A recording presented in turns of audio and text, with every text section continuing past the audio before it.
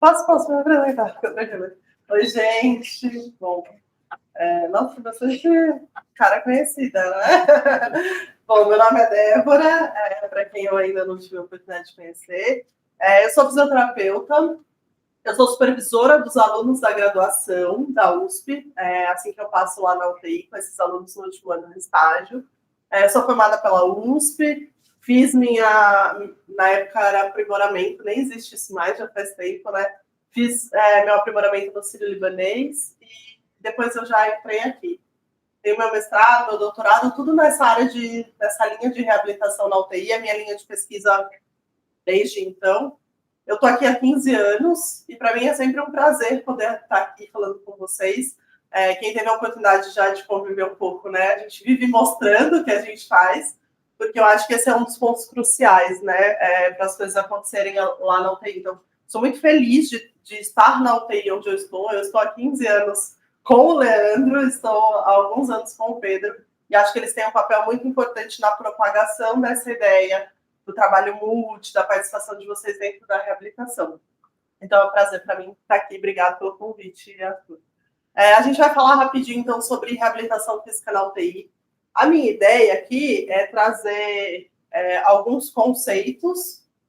Tá misturado o começo? Não, porque o pessoal já está bem para o final, né? Tem L3, L2 e L1. Tá bom, tá misturado.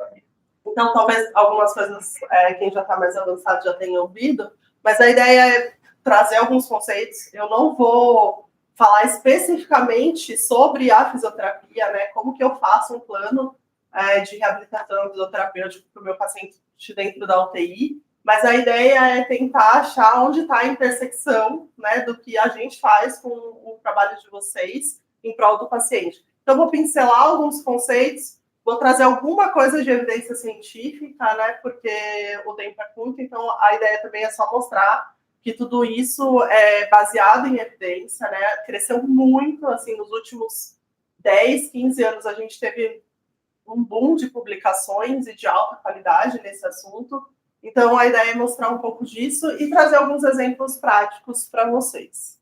Bom, então a gente vai falar um pouquinho sobre reabilitação física na UTI e tem 10 pontos que eu acho super interessante e importantes da gente trazer, né? Por que a gente fala em reabilitação física na UTI? Porque é importante, traz benefício para o paciente, ela é segura, né? É importante saber que tem 3 principais pilares, e eu vou citá-los. A reabilitação, nosso olhar da reabilitação na UTI, ele é funcional, né? Então, a minha ideia não é treinar ninguém para ficar forte, para sair correndo a maratona, nada disso. É funcionalidade, esse que é o nosso foco ali na UTI. Ela é sempre feita centrada no paciente e na família. Ela é feita em equipe, né? E por isso que a gente está aqui falando sobre isso. Quando eu tenho uma visão mais ampliada, isso traz melhores resultados para o meu paciente. Quero mostrar um pouquinho do que tem de tecnologia, porque ela está aqui para a gente usar a nosso favor, né? E aí, para quem está aqui há mais um tempo a mais, ou quem está chegando vai vivenciar, a gente tem muito esse conceito de que a UTI não se limita física e funcionalmente às 4 paredes do quarto do paciente, né? Bom, então, em relação a ela ser importante, né? Não sei se todo mundo tem esse conhecimento, mas esses são estudos clássicos de alguns anos atrás, bons anos atrás, uns 15, talvez batendo quase 20 anos do início desses estudos, mostrando desfechos de pacientes que ficavam na UTI. Foi aquela ideia de, nossa, os pacientes, a gente aprendeu a manejar a síndrome do desconforto respiratório agudo, os pacientes estão sobrevivendo muito, que lindo, tudo maravilhoso, e de repente uma pessoa chegou e falou, olha, os nossos resultados não estão muito legais, eles estão saindo, mas eles estão saindo péssimos. E aí veio um monte de publicação em relação a isso, mostrando dados de meses após, né? Então, por exemplo, 5 meses depois da internação, na UTI da alta, 48% dos pacientes ainda precisavam de ajuda em pelo menos uma atividade de vida diária. Aí esses estudos foram se aprofundando com dados de 1 ano, 2 anos, 5 anos depois, né? Então, outro dia até na visita, o Leandro falou, isso vai demorar 5 anos para resolver para o paciente, né? Aí eu brinquei, Leandro, esse dado de 5 anos era lá no começo. Hoje a gente tem resultados melhores porque a gente interveio, né? Quando esses estudos saíram, não existia tão clara essa ideia de reabilitação na UTI, né? Mas foram esses estudos que deram pontapé. Então, mostrando desde a alteração de funcionalidade, atividade de vida diária, quanto, por exemplo, a gente tem um teste de caminhada de 6 minutos, né? E esses pacientes, eles nunca voltam a atingir o que é predito para eles, mesmo depois de 1 e 5 anos de alta. Atividades laborais que também não são retornadas, né, depois da alta hospitalar. Então, a gente precisa falar sobre isso. E depois que veio essa enxurrada, né, de artigos dando esses dados, a ideia foi juntar tudo isso em um conceito, e aí veio o conceito de síndrome pós-terapia intensiva. Né? Acho que quem está mais tempo já ouviu falar, quem começou agora eu não sei se ouviu falar, isso é pouco abordado na graduação, né? Mas a síndrome pós-terapia intensiva, ela tem ali o conceito dela dentro de novas deficiências ou piora da saúde física decorrente da própria internação na UTI, das terapias usadas na UTI e do imobilismo. Então, síndrome pós-terapia intensiva é um conceito, um termo que todo mundo que trabalha dentro da UTI precisa saber e ter isso muito claro. A gente começou com essa ideia, então, de que ela pode afetar o paciente e a família. O início, né, da descrição da síndrome pós-terapia intensiva veio baseado em 3 pilares. Ele pode ter impacto em saúde mental, cognitiva e física, e a família principalmente em saúde mental, mas a gente também avançou no conhecimento de síndrome pós-terapia intensiva. Esse é um dos principais artigos, né, mais atuais, falando sobre agora a família, mas dividindo ali na família o adulto da família, a criança, né, que tem naquela família, falando da gente, né, dos cuidadores, falando da gente como equipe, e aí descrevendo várias alterações que podem advir dessa internação na unidade de terapia intensiva. E aí, resumindo um pouco, hoje o que a gente tem? Então, a gente evoluiu daqueles 3 pilares para basicamente 5 pilares da síndrome pós-terapia intensiva. Alterações de cunho de saúde mental, né? Então, depressão, ansiedade, estresse pós-traumático, alterações cognitivas, né? Então, perda de memória, de planejamento, as alterações físicas, que é o nosso enfoque, né? Então, pacientes com dispneia, com fraqueza muscular, mas acrescentou-se esses 2 pilares, né? O pilar financeiro, por essa falta de retorno ao trabalho, de impacto relacionado a isso, e o impacto da família, então. E aí, o que a gente também foi descobrindo com os artigos, com as evidências, né? Quando a gente fala em síndrome pós-terapia intensiva, a gente tem fatores que não são modificáveis, né? Então, idade, fragilidade, são coisas que vêm com o indivíduo, que a gente precisa fazer, às vezes, ali na UTI, que não tem como modificar, mas a gente tem esses 2 fatores, que são os modificáveis e os potencialmente modificáveis. E são neles que a gente precisa focar para entregar desfechos melhores para os nossos pacientes pós-terapia intensiva, né? Esse é um dado, não sei se vocês viram, esse estudo é de 2022, é um dado brasileiro, né? Foi publicado na Brasileira de Terapia Intensiva, que agora não chama mais assim, né? Mas eles analisaram os pacientes pós-UTI, aqui, então, com dados do Brasil, e aí a gente vê que, né, mais de 50% dos pacientes evoluem com síndrome pós-terapia intensiva. E aí, quando a gente pega a parte física, por exemplo, né, juntando todos esses dados, né, só físico e da junção, a gente tem aí perto de 40% dos pacientes que vão de alta da UTI com alguma disfunção física. Então, é um dado bem preocupante para a gente. As principais disfunções físicas são essas, né? Então, dispneia, fraqueza, dificuldade de mobilidade, malnutrição. E aí é em cima delas que a gente vai pensando lá na frente, que a gente atua ali dentro da UTI. Esse aqui, só para vocês terem um dado nosso aqui do nosso hospital, esse é um estudo do nosso grupo, né? Um estudo meu, publicado na Critical Care, na época do Covid. Então, são só pacientes com Covid, né? Mas a gente avaliou os pacientes de Covid. Na verdade, foi multicêntrico, envolveu o Sírio, o HCOR, enfim. Mas só para mostrar para vocês, essa linha aqui, ó, são os pacientes que entram, a gente usou o Batel. O Batel vai de 0 a 100, né? Então, são pacientes aqui que mantiveram essa funcionalidade pelo Batel durante toda a internação. Aqui a gente tem uma porcentagem de pacientes que, da UTI, da admissão para a UTI, eles caem. Essa linha tracejada, daqui para baixo, são pacientes que não são funcionalmente independentes. tá? Então, eles precisam de ajuda para alguma coisa. Então, a gente tem uma porcentagem de pacientes que cai, né, na UTI, depois eles melhoram na enfermaria e eles vão embora do hospital independentes. Mas a gente tem uma porcentagem expressiva, né, que no nosso estudo foi 42% dos pacientes, que eles não melhoram. Eles caem de funcionalidade para um padrão dependente durante a estadia na UTI. Na enfermaria, eles melhoram um pouco, mas eles não conseguem retornar para esse lugar seguro de funcionalidade, né? E o que teve muita relação e associação foi o tempo que esses pacientes demoraram para sair da cama, né? A gente tem esse conceito hoje de que, dentro do que a gente tem de evidência, que o mais importante é fazer ativo e fazer fora da cama. O fora da cama a gente considera sentado beira-leito, por exemplo, já é considerado fora da cama. Então, a gente teve esse fator, né, como um fator bem associado com a dependência funcional desses indivíduos, né, e a força muscular. Então, a gente tem aí sérios prejuízos na função física desses pacientes que estão relacionados com a duração do imobilismo, com ventilação mecânica e com o tempo de estadia na UTI. A nossa ideia é mudar isso, né? E o que a literatura traz? Quais são os fatores relacionados ao hospital que são extremamente importantes? A cultura da UTI, né? Então, se essa UTI ela tem uma cultura de mobilidade desses pacientes, né? E práticas como práticas de sedação, de delírio, né? E, de novo, de reabilitação.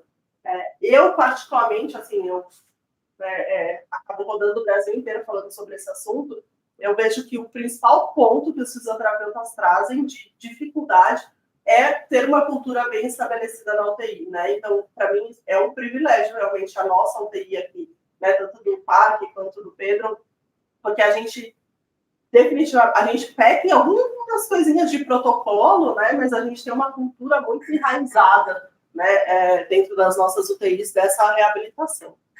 Eu queria rapidinho trazer o conceito de fraqueza adquirida na UTI. Esse é um dos principais pontos na literatura de prejuízo de função física. A fraqueza adquirida na UTI está muito associada com mortalidade a longo prazo e com desfechos ruins para volta de trabalho, para independência funcional.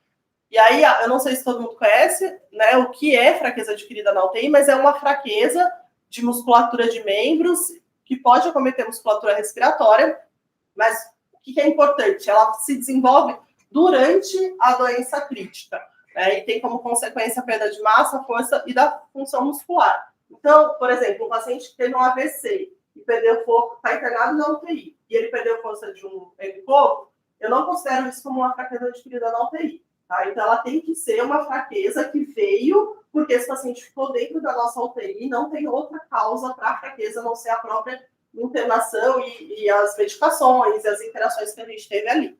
Só para vocês terem uma ideia, a gente sabe muito já de fraqueza muscular adquirida na UTI. A fisiopatologia é enorme e inclui muitas coisas, assim, desde componentes de mitocôndria, né, de sinalização celular, da parte neuromuscular, né? Tanto que antigamente, não sei se todo mundo sabe a história da fraqueza adquirida na UTI, mas ela começou-se a ser conhecida e chamar por polineuropatia do doente crítico, né? Aí a gente foi estudando cada vez mais, a gente entendeu que existiam os pacientes que não tinham alteração, né, de polineuropatia, mas tinham fraqueza, e aí veio o conceito de miopatia do doente crítico.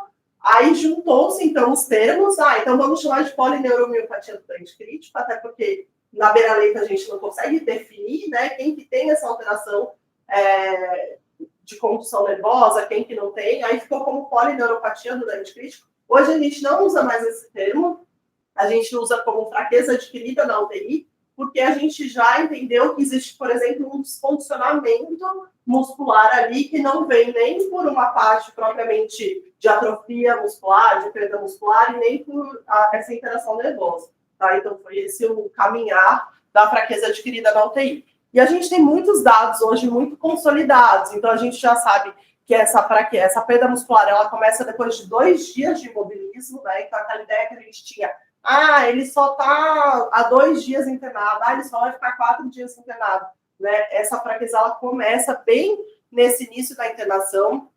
A gente tem uma diminuição de 1 a 3% da força muscular por dia desse paciente imóvel. Então, para vocês terem ideia, a gente, né, por ano, conforme a gente vai ficando idoso, né, envelhecendo, a gente perde 3% da massa muscular no ano.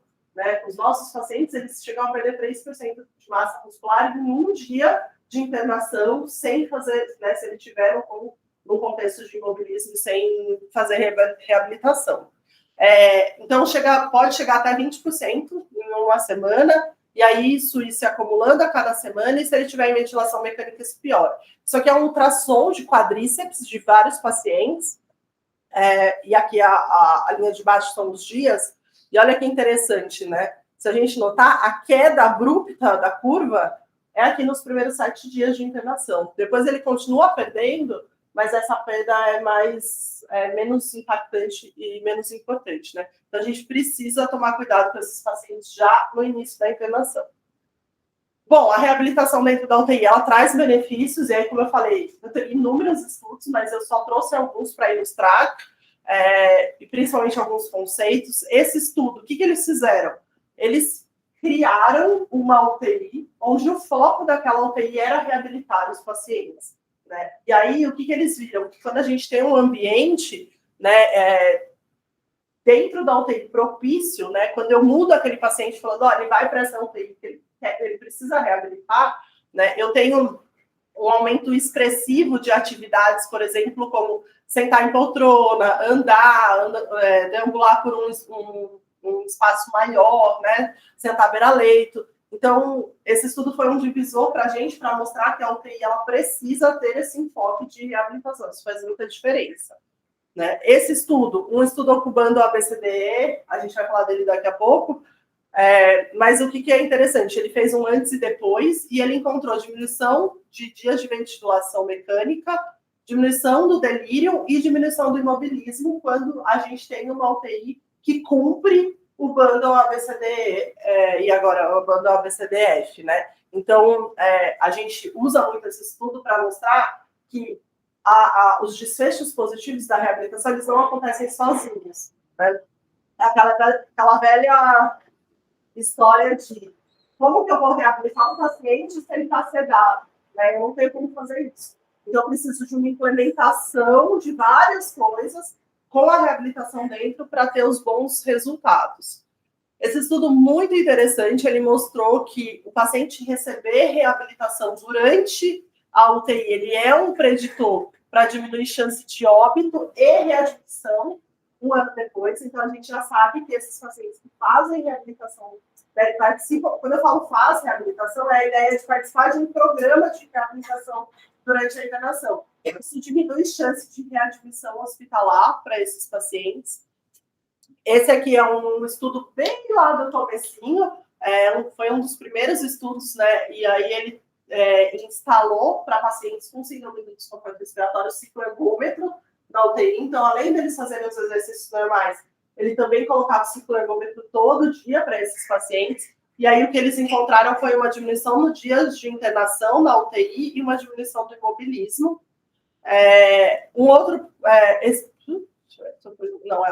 Um outro estudo mostrou melhora no teste de caminhada de 6 minutos, né? E para a gente é um desfecho como melhora de função física. E esse é um estudo clássico, assim, divisão de águas para a gente, né, dentro da unidade de terapia intensiva, porque ele foi publicado no Lancet em 2009, então, assim, faz muito tempo já, né? Mas foi o primeiro estudo randomizado, controlado, muito bem feito, onde ele dividiu em 2 grupos, o grupo controle e o grupo que teve a intervenção, participou do protocolo de reabilitação, e aí ele viu melhora de função física através do Bartel, diminuição de delírio e diminuição de dias de ventilação mecânica. Aí, baseado neste estudo, a gente fez o nosso estudo aqui no hospital, que foi o meu doutorado, né? A gente fez muito parecido com eles, a gente criou um protocolo de reabilitação, e aí a gente ainda estava lá no 4º andar, né? Então faz tempo também, a gente nem subiu para o 11º. A gente implementou um programa e aí a gente randomizou os pacientes que iam participar do programa de reabilitação e os que não iam, né? E o que a gente mediu o nível de atividade usando acelerometria, fizemos alguns testes de função e força, né? E o que a gente viu? A gente teve a diferença do Bartel, então é de 0 a 100, né? O grupo que participou do programa de reabilitação, eles saíram com Bartel de 97. Então, quase que funcionalmente zerados, né, independentes. E o grupo que não participou saiu com Bartel de 76. Né? Só para vocês terem uma ideia, 85 no Bartel, de 85 para baixo, é o corte para determinar a dependência funcional. Né? Então, a gente teve um resultado muito interessante em relação a isso.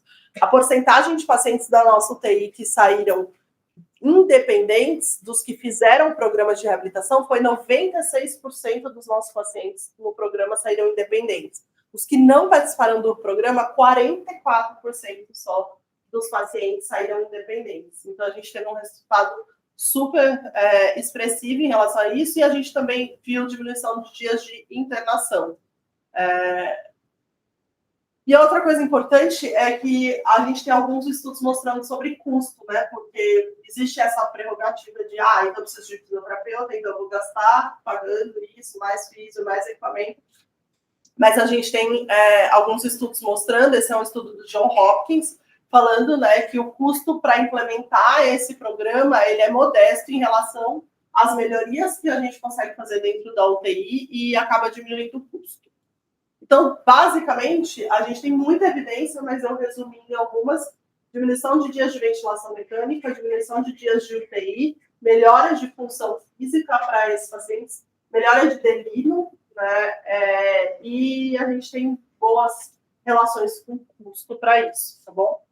Bom, ela é segura, né? Então, muita gente pergunta se é segura. E eu não sei se vocês chegaram a pegar o estudo do Team Trial, que saiu há pouco tempo, acho que faz uns 2 anos, que era do pessoal da Austrália, que eles fizeram um estudo muito grande, muito cêntrico, mostrando também se tinha benefício ou não da reabilitação da UTI, e acabou que eles tiveram, o Anicet, ele estava nesse estudo, né? E acabou que eles tiveram alguns eventos adversos a mais no grupo que participou da reabilitação.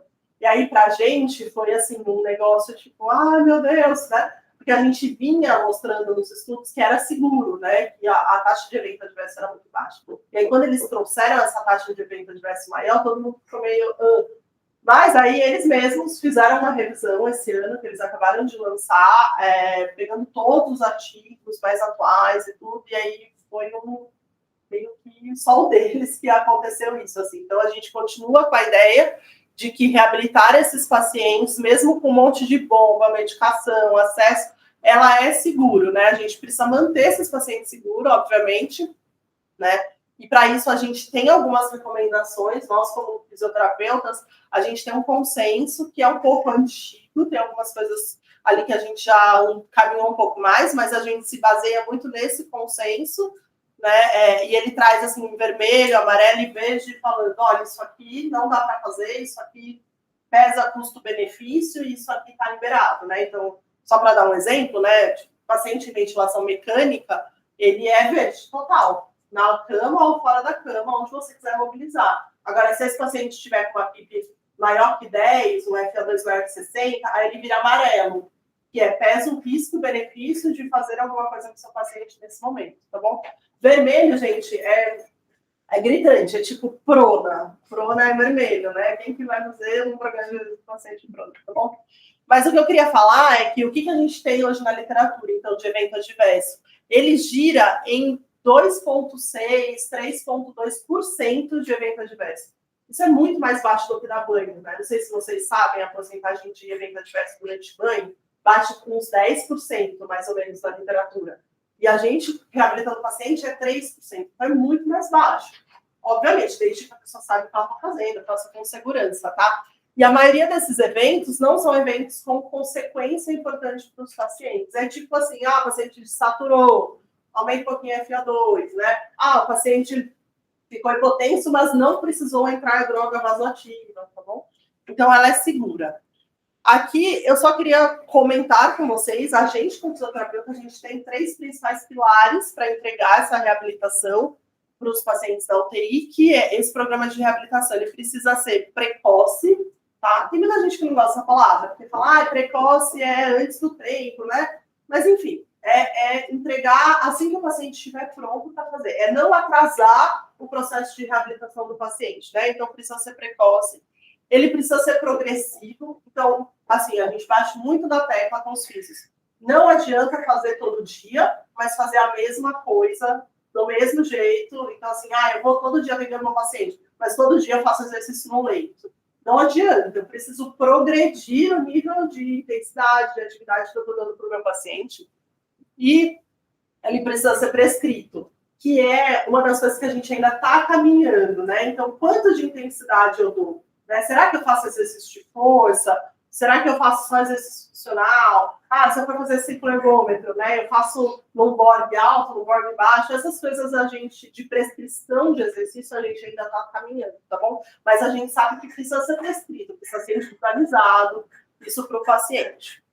Então, como eu falei, ela é funcional dentro da UTI, né? A funcionalidade é o nosso objetivo final. Então, não adianta eu ganhar força se eu não ganhei funcionalidade, né? Ele ganhou força, mas ele não consegue andar. Né? Então, o nosso objetivo sempre é ganhar funcionalidade com esses pacientes, porque a gente saiu dessa época do o paciente precisa sobreviver, para falar sobre como ele vai viver depois dessa internação, né? Então, a nossa ideia, além da manutenção da vida, do sobreviver, é reintegrar esse indivíduo para a sociedade, né? É ele conseguir voltar a viver onde ele vivia, do jeito que ele vivia, né? E aí a reabilitação na UTI tem um papel de destaque na construção desse processo. Só para vocês terem ideia, nosso pensamento é sempre assim: eu junto a patologia, a terapêutica que está sendo feita, o ambiente, né? Então, a UTI que eu estou, tem banheiro, não tem banheiro, tá? Os fatores pessoais daquele indivíduo, e vou pensar como tudo isso vai afetar a funcionalidade dele. Então, ele está com droga, ele está sem droga, ele está usando corticoide, ele está em ventilação, como que tudo isso tem impacto dentro da funcionalidade, e aí eu vou pensar num plano terapêutico, que basicamente é um ciclo de reabilitação. Então, eu identifico os problemas do meu paciente, então ele está perdendo força. Por quê? Porque ele está com uma droga vasoativa alta, ele não consegue sair do leito. Ele está perdendo força por quê? Porque ele perdeu força porque ele ficou bloqueado 3 dias. Então, eu identifico esses problemas, essas variáveis, e aí eu vou colocando isso dentro de um ciclo de reabilitação, que é, eu faço o relacionamento dessas variáveis, eu defino quais são os meus objetivos, aí eu implemento o programa, aí eu volto para reavaliar se aquilo está dando certo, se não está dando certo, o que eu preciso ajustar, tá? Só para mostrar algumas coisas para vocês, essa parte vocês não conheceram, né, do hospital. Isso aqui é lá no 4º andar, quando era nossa antiga UTI, não reformada, né? Enfim. Mas só para dar alguns exemplos, por exemplo, essa paciente era uma paciente que estava esperando uma tracostomia, por uma lesão de corda vocal. E aí ela falou para a gente, meu medo é que meu esposo, eu sou a única cuidadora, ele teve um AVC e eu tenho escada na minha casa, e aí eu não vou conseguir, eu vou sair da UTI e não vou conseguir subir escada. Não por isso, a gente vai treinar a escada todos os dias para manter a sua funcionalidade de subir escada. Né? Então, uma paciente ficou entubada, acordada, treinando subir e descer a escada. A gente sempre vai pensar no que aquele indivíduo está passando, né, ou tem de prognóstico. Então, aqui, por exemplo, já é uma ELA. Né? A gente sabia que ele não ia sair do hospital, né? E ele perdendo muito rápido, mas a gente estava aqui tentando manter minimamente função de membro superior para uma comunicação, né? Para atividades básicas dele de se coçar, de arrumar alguma coisa, né? Deixa eu ver se posso passar. Voltar tudo. Então, o trabalho é específico para aquilo que o paciente precisa. Esse paciente foi um dos primeiros pacientes de Covid que a gente teve. E aí eu falei, qual a preocupação do senhor? O que o senhor gostaria? E aí ele falou, eu preciso sair daqui e continuar jogando futebol com meu filho, porque é o que mais me dá prazer na vida. Eu falei, não seja por isso, né? E aí a gente traz isso para dentro da realidade, né? Então, eu posso pôr uma bola, né? Eu posso pôr alguns movimentos de futebol que cabe ali naquele momento, dentro de um treinamento de descarga de peso, enfim. Mas a ideia é ampliar esse horizonte e focar na funcionalidade do paciente, tá? E aí, em alguns momentos, a gente vai prevenir. Então, por exemplo, esse foi um paciente que foi amputado com a gente, uma amputação aberta, que ainda não tinha sido fechada, a gente não tem liberação para ficar em pé, fazer descarga de peso, treinar o ortostatismo. Então, a gente vai garantir o condicionamento cardiopulmonar dele da forma que der, né? Então, a gente fazia ciclo, a gente fazia esse negócio do CrossFit que é o seu nome, né? entre outras coisas, né? Então, o cicloergômetro. E aqui, pensando num paciente que às vezes a gente não consegue prevenir nem manter nada, a gente acaba perdendo, né? Porque ficou entubado, porque teve complicações. E aí a gente vai efetivamente correr atrás do prejuízo que a gente teve com esses pacientes, tá? Interessante lembrar que a gente pode usar a ventilação, tanto a não invasiva quanto a invasiva, como suporte respiratório para o exercício. Então, por exemplo, essa é uma paciente DPOC, que a gente fica, né, paciente DPOC, a gente tem muito esse problema, né? Ah, eu preciso voltar a andar com ele, mas ele não consegue andar porque ele cansa. Aí, se eu não ando, ele cansa, vai cansar cada vez mais. Então, o suporte ventilatório, ele pode vir nesse contexto. Então, a gente usa bastante para paciente pneumopata, cardiopata, a não invasiva, com a ideia dele tolerar mais tempo de exercício e uma intensidade maior. Isso também pode ser feito na invasiva. Na invasiva, tem alguns estudos mostrando que eu posso usar a pressão de suporte para aumentar o tempo de tolerância do exercício para o meu paciente e a intensidade. Então, se é um paciente que está cansando no exercício, eu posso tomar a mão desse suporte ventilatório para conseguir fazer o exercício com ele. Tá? Lembrar que a gente também tenta, a gente infelizmente não tem TO dentro da nossa UTI, né? Mas a ideia também é trazer essa parte cognitiva para os pacientes, né? Então a gente tenta colocar coisas do tipo cor, número, sabe? Ah, então encosta no vermelho, encosta no azul, para trazer esse estímulo cognitivo para os pacientes, sempre junto com o exercício que eu já iria fazer. Eu só faço incrementar essa parte cognitiva, tá? Ela é centrada no paciente e na família. Vocês conhecem ela? Eu posso falar porque ela me deu autorização, tá? Ela é tia da Ana Clara. Sabe a Ana Clara? Como é o nome da Ana Clara? Que era do trauma, saiu agora? É a tia dela que ficou com a gente aqui na UTI quando ela teve Covid. E aí depois eu acabei atendendo ela em casa. E aí, quando ela estava bem, ela gravou esse é um pedaço de um vídeo que ela gravou em agradecimento para eu mostrar para o pessoal que estava na UTI que cuidou dela, né? E aí ela fala um pouco disso, do cuidado centrado no paciente.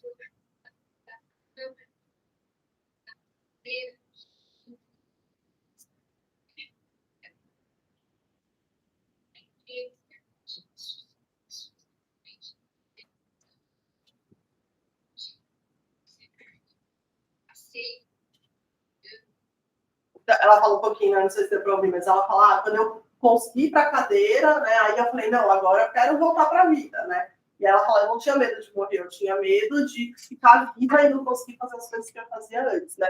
Então, é sempre muito centrado no paciente e na família. E aqui é a parte que eu queria, né, trazer um pouco mais com ênfase para vocês, que ela é feita em equipe, né? A reabilitação é de todo mundo. A gente tem os nossos conhecimentos específicos para prescrever o exercício ali, né? Mas eu Débora, como fisioterapeuta, eu preciso de vocês para que isso efetivamente aconteça, né? E aí, como a minha ideia foi trazer um pouquinho de como vocês podem participar nisso. Se vocês quiserem escanear esse QR Code, eu acho que é um dos artigos mais legais. Ele fala sobre o ICU Liberation, que foi a ideia do ABCDF. Vocês já leram esse artigo? Acho que é meio que uma recomendação, se eu puder fazer, uma recomendação meio obrigatória de leitura para quem está na UTI. Ele é um geriatra que trabalha em UTI, né? E é muito legal que ele assume várias coisas, assim. Ele fala, não, eu só pensava na parte de sobrevivência do paciente, e hoje eu entendo que isso estava errado. Né? E aí ele conta até o caso, né? Ele fala, um médico recém-formado chegou, né, para uma médica mais velha da UTI e falou, olha, eu estou preocupado porque esse paciente está demasiado, né? E ela fala para ele, eu não estou preocupado com nada disso, né? Eu quero saber se o TO2 dele tá bom, sabe? Se a concentração de O2. E aí ele fala da mudança que a gente teve de mentalidade em relação aos pacientes na UTI. E aí disso surgiu o ABCDEF, né? O bundle ABCDEF. E essa ideia é muito forte fora do Brasil, né? Que aqui a gente traduziu bem ao pé da letra, que é a liberação, né, das nossas UTIs. E a ideia é mudar a cultura da UTI, dessa inércia, né? Isso é bem o que fala no artigo, eu trouxe bem traduzido, da inércia prejudicial da sedação, das contenções, para uma UTI animada, repleta de pacientes acordados, cognitivamente engajados, se movimentando, com familiares envolvidos, com parceiros da equipe da UTI à beira do leito. Né? E aí ele fala, ao fazer isso, os pacientes são liberados, e por isso que é esse o termo que eles usam nessa campanha, são liberados de aspectos iatrogênicos do cuidado que vão ameaçar esse indivíduo em termos de qualidade de vida, de individualidade, tá? Então, na verdade, o que eles pegaram? Os principais sintomas, né, que é o PAD, o dor, agitação e delírio. A gente monitoriza isso e a gente tem um checklist. Todo mundo conhece super o bundle, a BCDF, quem entrou agora? Não, assim, não dá. Tá? Eu brigo com os meus alunos de último ano de graduação. Né? Eu sei que ninguém ensina, mas não dá para sair da UTI sem saber do bundle ABCDF. Tá? É o que de melhor a gente tem hoje. Eu acho que a nossa UTI faz isso com maestria, sem estar dentro de protocolos, assim, né? Então, a gente não tem isso muito bem protocolado, estabelecido, mas a gente faz isso muito bem. Né? Mas fora, a gente faz isso muito bem, obviamente, pelo guia que a gente tem, né? dos assistentes das nossas UTIs. Mas fora, o bundle ele é muito importante para guiar mesmo para quem não tem tanto conhecimento. Então, a gente tem um bundle ABCDF, eu vou passar ele daqui a pouco, e aí a ideia é que a gente cheque tudo isso todos os dias, se a gente está cumprindo esses itens do bundle. Então, basicamente, o A é de acessar, né, avaliar, prevenir e manejar a dor desses pacientes na UTI. O B vem de respirar espontaneamente, né, do breathing. Então, colocar esses pacientes para respirar o mais rápido possível de forma espontânea. O C é escolher de forma correta a analgesia e sedação desses pacientes. O D vem de delírio, então, acessar, né, avaliar, prevenir e manejar o delírio na UTI. O E é o de reabilitação precoce, né, dos exercícios precoces. E, na verdade, quando ele foi criado, ele vinha até o E, e depois, com os novos estudos mostrando a importância da família na UTI, foi colocado o F, que é o engajamento e empoderamento da família na UTI, né? Então, como que a gente espera que vocês participem desse processo de reabilitação dos pacientes na UTI? Com algumas coisas mais específicas. Então, por exemplo, o controle da dor, né? Avaliar e prevenir, controlar a dor. O controle da dor é essencial para que a gente consiga movimentar os pacientes na UTI. Então, o paciente que tem dor é um paciente que vai negar a fisioterapia, né? Que vai negar ir para um chuveiro, para a poltrona. Então, a gente precisa que vocês ajudem a gente no manejo da dor dos pacientes. Um outro ponto é a escolha da sedação e da analgesia, né? Então, o paciente com RAS-4 não participa de programas de reabilitação. Ah, Débora, então vai lá e você mete a perna dele. A gente já tem evidência suficiente na literatura da nossa parte de que eu fazer mobilização passiva não adianta nada. Tanto que fora do país, o que eles consideram como reabilitação? A partir do momento que o paciente colabora. Essas técnicas não colaborativas, elas nem entram dentro dos estudos de reabilitação, tá? Então, a gente precisa dos pacientes acordados. Então, cuidado, gente, com excesso de sedação, né? Aquela ketamina que pesa a mão, e aí a gente vai lá de manhã e o paciente não consegue responder ao exercício que a gente está pedindo, né? E qualquer outra medicação que tira o nível de alerta, porque às vezes, para controlar a dor, a gente acaba deixando o paciente para o outro extremo, né, que não vai participar do exercício por conta do nível de alerta. Então, tomar cuidado com qualquer medicação que tira nível de alerta e participação, porque bons desfechos estão relacionados com uma participação ativa na reabilitação. Outra coisa importante é a família, né? Não confundam a família. Sabe aquela coisa de chegar e conversar com a família e falar assim, olha, ele está na UTI, ele está sendo cuidado, agora ele vai descansar, agora ele vai fazer, né, um repouso para poder ser recuperado a dor. Isso é confuso para a família, porque aí chega o fisioterapeuta e fala, olha, vamos lá, eu vou pôr ele para andar, eu vou pôr ele para fazer 20 minutos de ciclo-ergômetro. Aí a família fala, não, mas espera aí, o médico falou que ele precisa descansar, né? Então, cuidado com as coisas que a gente fala para a família, porque confunde. E a gente precisa construir pontes, né, com as outras profissões. Então, lógico que às vezes o médico ele não sabe exatamente o que a gente consegue ou não fazer com esse paciente.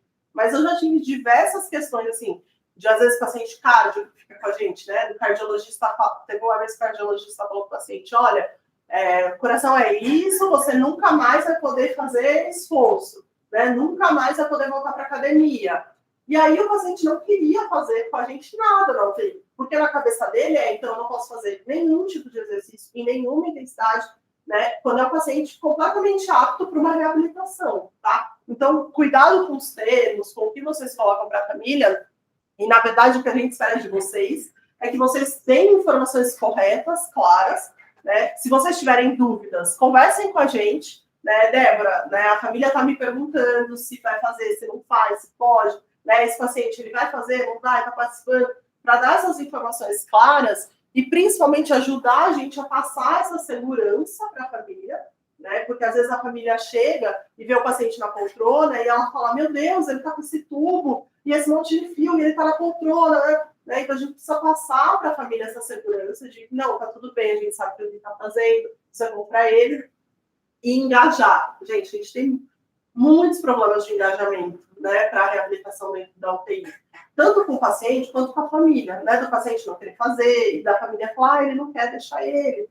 E aí, a gente sabe que a nossa sociedade, ela é muito médico-centrada, né? Então, às vezes, o nosso poder de fala não tem o mesmo poder de fala de vocês. Então, por muitas vezes, eu já precisei pedir socorro, né, para quem estava lá de residente e falar, viu, você pode conversar com a família a hora que vier, né, para falar que o paciente não está querendo participar muito, para dar essa afirmação para a nossa fala, né, de que, olha, o fisioterapeuta não veio aqui, falou que precisa fazer mesmo.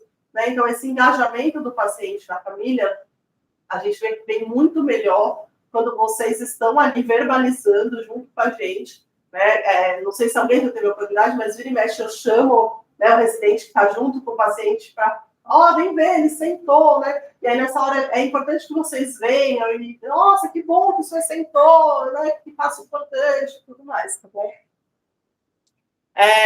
E outra coisa importante, a gente tem visto cada vez mais, né, na literatura, que é muito importante que as condutas elas sejam guiadas por metas. Né? Então, agora a gente tem a meta que esse paciente ande, né? Agora a gente tem a meta que ele sente tanto tempo na poltrona. E essas metas, elas são definidas em equipe, né? E a clássica hora do round multidisciplinar. Né? E aí vocês podem nos ajudar, né, escutando o que a gente tem para falar, entendendo por que a gente está propondo isso para o paciente e ajudando a gente a executar. Então, se a gente está falando, olha, esse paciente agora, eu sou a clássica da PAI, né? Alguém já teve a Débora ali, por favor, tira a PAI, né?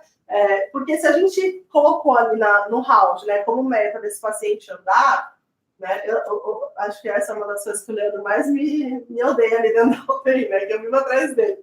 Tira PAI. Ele fala, não, é para exame atrapalha a nossa reabilitação, né? Então, realmente precisa. Então, executar o que foi combinado no round multidisciplinar é muito importante para a gente. Se a gente combinou de baixar a sedação, né, tentem abaixar a sedação o mais rápido possível, né? Porque senão vai abaixar 4 horas da tarde, 4 horas da tarde já era. Eu não consigo mais organizar a fisioterapia, o exercício para esse paciente, tá? Então, fazer o round multidisciplinar acontecer é muito importante.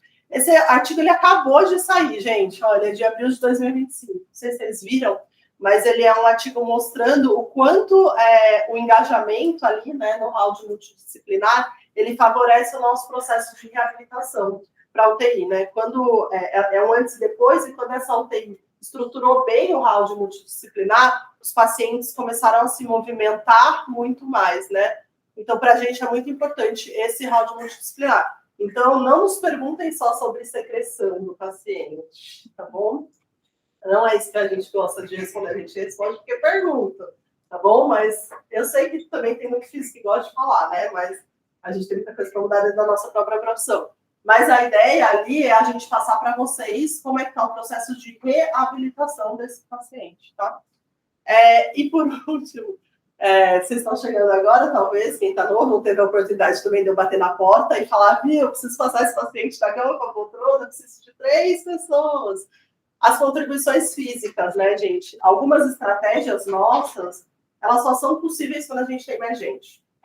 Se eu tenho um paciente muito fraco, né, se eu tenho um paciente, às vezes, mais obeso, se eu tenho um paciente, por exemplo, essa foto foi um pouco depois do Covid, né? É que ela tá meio escura, mas aqui a gente tem um paciente, aqui a gente tem outro, né? Esse paciente está tracostomizado, mas está em área ambiente, E essa paciente, ela está em ventilação mecânica. Essa é a Ana Clara, inclusive. Então, assim, a gente tem médico, a gente tem enfermeiro, né? A gente tem a gente como fisioterapeuta. Então, muitas vezes a gente precisa de ajuda física mesmo, assim, para, tipo, segura isso enquanto eu estou levando o paciente lá, ajuda a transferir, né? E se isso ficar só na nossa mão, a gente acaba deixando de fazer coisas que seriam possíveis com o paciente, porque a gente não tem ajuda, tá? Então, ajudem nas contribuições físicas também, que isso ajuda muito no processo de reabilitação. Retirem dispositivos desnecessários, né? A gente tem, essa aqui é uma figura que ilustra um artigo que fala, né, da fisioterapia, dos cuidados que a gente tem que ter com cada dispositivo. Então, a gente tem esse conhecimento, né? Então, se eu tenho uma PAI, se eu tenho um acesso, não para abrir nem nada, né? Isso aí a gente sempre pede para a enfermagem. Mas, assim, como, né, você sentar o paciente, eu sempre, que está entubado com PAI, eu sempre vou olhar tudo que ele tem. Eu vou escolher que lado eu vou, não é aleatório, porque eu sempre para o lado direito ou para o esquerdo, né? Eu escolho pensando nos acessos, no que chega, né? Então, assim, a gente tem todo um cuidado com esse trabalho, mas mais dispositivos são mais barreiras para a gente conseguir fazer movimento com esse paciente. Então, a retirada dos dispositivos, por isso que a gente da PAI, enfim, é porque realmente acaba dificultando a nossa vida, tá? E a outra coisa, eu já estou terminando, são informações sempre claras, né, gente? Então, assim, tanto da gente com vocês, quanto vocês para a gente, né? Então, eu preciso de informações claras de vocês. Olha, esse paciente tem isso, né? O diagnóstico é esse, porque isso vai moldar a minha escolha. E muitas vezes a gente não encontra isso no prontuário, né? Eu lembro até hoje, uma vez, acho que foi a única vez que eu senti que eu comi bola dentro da UTI. Eu estava fazendo doutorado, e aí o paciente foi sorteado para entrar no programa, na parte do programa de reabilitação. E aí eu comecei a andar com ele. Aí no meio do corredor, lá embaixo, o Pedro falou, tá tudo bem? Eu falei, tá. Aí eu falei, lá vem, né? Quando o Pedro chega assim devagarzinho, aí ele falou assim, Débora, você sabe que esse paciente, ele tinha ido para uma intervencionista e não tinha, tipo, foi culpa nossa. Na nossa passagem de plantão, teve confusão entre o horário, né? Que tinha sido, a achou que era tipo 9 horas da manhã do dia anterior, mas foi 9 horas da noite, e ele não estava liberado ainda por conta, né, do local ali para andar, né? E aí eu falei, comendo bola. Aí quando eu fui falar com ela, não, mas o médico me passou que tinha sido às 9, né? Então essa falta de informação clara atrapalha muito no nosso planejamento. Às vezes, sabe aquele paciente que ele chega com pedido de movimentação em bloco? Nunca mais, na existência dele da UTI, essa restrição sai. Né? A gente já fez o neuro já liberou, mas continua lá no copia e cola, porque a gente também faz copia e cola, né, do trabalho, escrito restrição, né, movimentação em bloco. Isso atrapalha demais a reabilitação do paciente. Então, informações claras. Em relação a outras especialidades, né, ajudem a gente a fazer interface.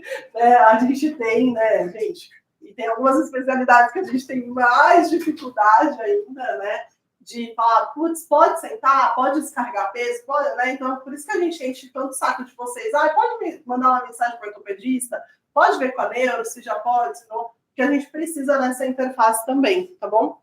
E do paciente, como eu falei. Queria só comentar que a gente tem uma visão ampliada, porque ela traz melhores resultados, então a gente sempre considera a adesão e o ânimo para a fisioterapia. Essa paciente foi no Covid também, uma grávida, puérpera, né? Ela teve o filho aqui, e aí ela não ficava sentada na poltrona, ela ficava 10 minutos e pediu para voltar. E aí a gente achou a estratégia, ela gostava de desenhar, e aí a gente deu um monte de papel, caneta, e aí ela passava horas ali desenhando sentado, né? Então, a gente pensa muito em como a gente pode trazer essa adesão e esse ânimo para a fisioterapia. A gente pensa bastante em orientação, então, quando ele não está comigo ali como fisioterapeuta, como que eu consigo aumentar o nível de atividade dele, né? A gente pensa bastante num contexto dos outros benefícios do exercício, né? Então, por exemplo, a interação entre os pacientes, cada um na sua possibilidade de exercício, esse paciente não podia ficar em pé, né? Mas a interação entre eles, né? Como que esse paciente está olhando o mundo ao redor dele. Aí depois eles foram os dois aqui, ficaram sentados uma meia hora lá no corredor da UTI conversando onde cada um morava, né? A gente pensa muito em sono, né? Então, sono é muito importante para a reabilitação desses pacientes, a parte de alimentação também e a parte psicológica. Tá? Em relação à tecnologia, o que a gente tem, gente? A gente tem cicloergômetro, vários de todos os tipos, desde aqueles bem simplesinho, né, que não mostram nada para a gente, até esses mais complexos,